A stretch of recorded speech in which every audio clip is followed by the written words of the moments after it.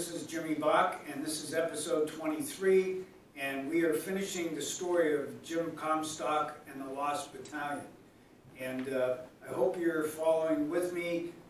This is, I think, one of the things that we have done that has been most interesting because it involves a local person and his personal story of his experience there in this, and this story of the Lost Battalion and what they went through. I'm here along with my producer, Chandler Holmes, and we are going to finish this episode, and I hope that you'll tell others to come and listen to this as well. So he said, after climbing the tree and retrieving the parachute, it seemed logical and necessary, and however, at the time I was climbing the tree, the Germans were shooting at me. For my service in climbing under the tree and under enemy fire and bringing the needed supplies, I was awarded the Bronze Star. This is one tree climb this Pennsylvania farm boy will never forget. So I'm going to continue on, and as we talk about this story, and it's quite intense, so I'm trying to narrow it down as much as I can. So we're finishing this about the Lost Battalion story. The coded message came into regimental headquarters that night and said, no rations, no water, no communication with headquarters, 4-liter cases.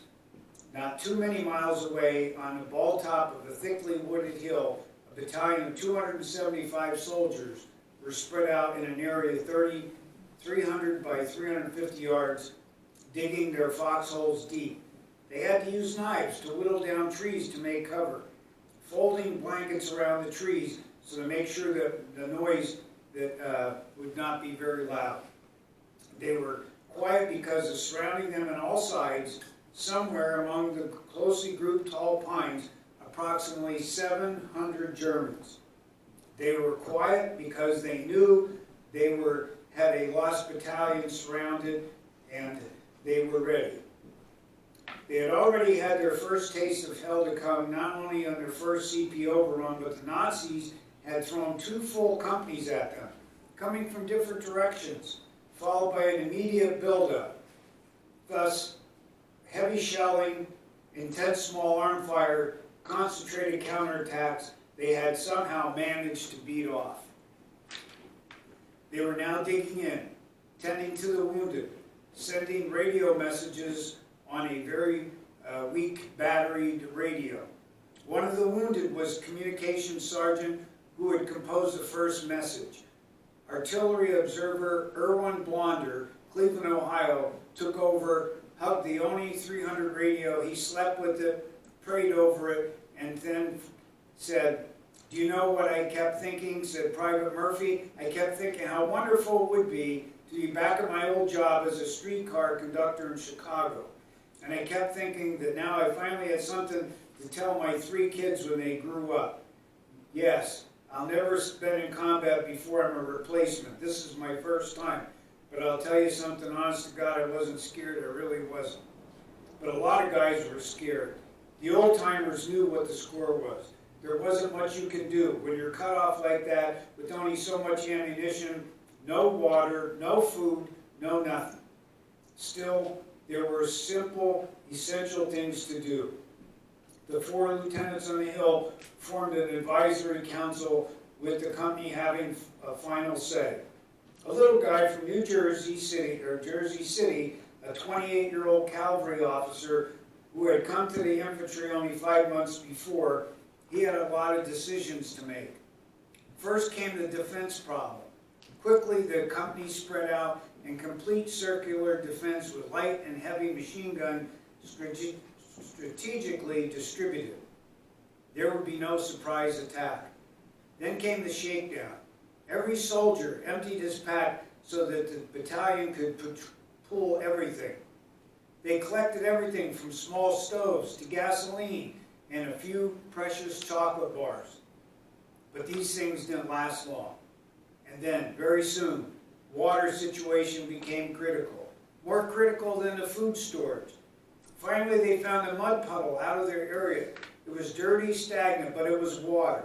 They could boil some of it for the medicos, but not much. Even the smallest fire caused smoke, which might give their position away. Remember, they were trapped in foxholes. There are 700 German soldiers surrounding them. They tried to get supplies in and weren't able to do so, so they had nothing left but what they could pull among them. They couldn't get this water whenever they wanted. They had to crawl quietly during the blackest part of the night with their fingers itchy on triggers. The Germans were using the same water hole. Headquarters understood the full significance, and already different sets of alternate plans were being made. Different battalions were pulling into line. Headquarters were figuring out just how much strength was needed to punch a hole and make the junction.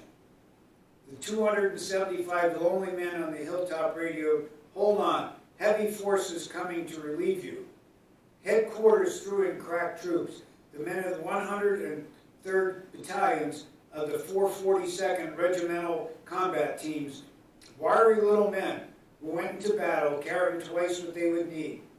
Just in case, tough fighters who were fighting a war for a cause, adaptable, certain soldiers with them. Irvine Irby, Daisytown, PA, had volunteered to lead his platoon of lighter tanks carrying rations and medical supplies. Tank had never fought in such terrain before, and along their flank drove the 2nd Battalion of the 141. But the Germans had heavy force too. They had self-propelled guns parked all over the hill, the whole area planted with kinds of mines. They had thick concentrations of mortar, machine guns, supporting artillery and tanks, and fortified roadblocks. The first attempt breakthrough was thrown back. On the hill, the men tightened their belts, crowded together to keep warm and to talk. Behind the lines every night, truck-loaded with field stoves and rations, moved up the broad zigzag engineered road and waited just in case. "We used to talk about food mostly," said First Sergeant William Van Dorek, Scranton, PA, smacking his lips unconsciously. "We talked about chocolate cakes, bacon and eggs, and everything our mothers and wives would make us back home. I remember once we spent a whole afternoon just talking about flapjacks, golden brown with butter." They starved for 5 full days. Some of the men grubbished for mushrooms and trapped birds. They had very little luck. There was absolutely no food at all. The shelling got heavier, and on the 3rd day up there, we buried 3 more dead.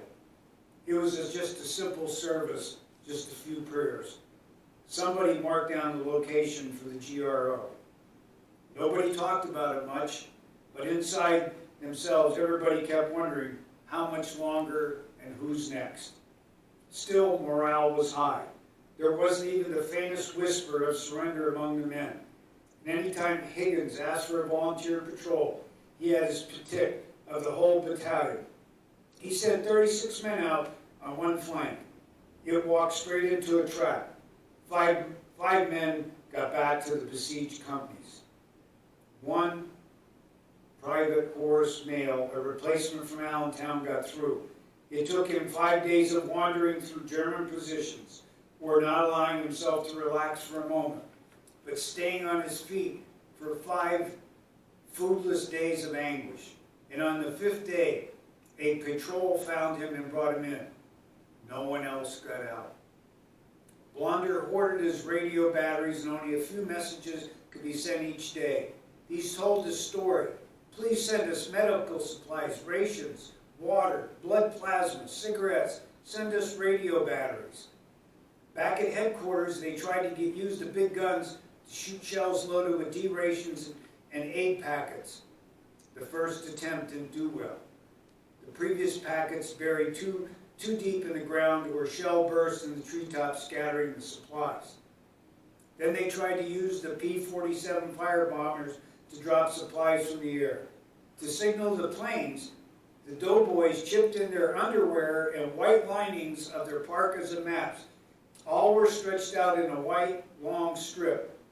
As a double check, they tied smoker aids to the seedlings, so adjusted when the planes came over, the doe feet could release the bent saplings, pull the grenade pins so the smoke could explode just as it topped the trees.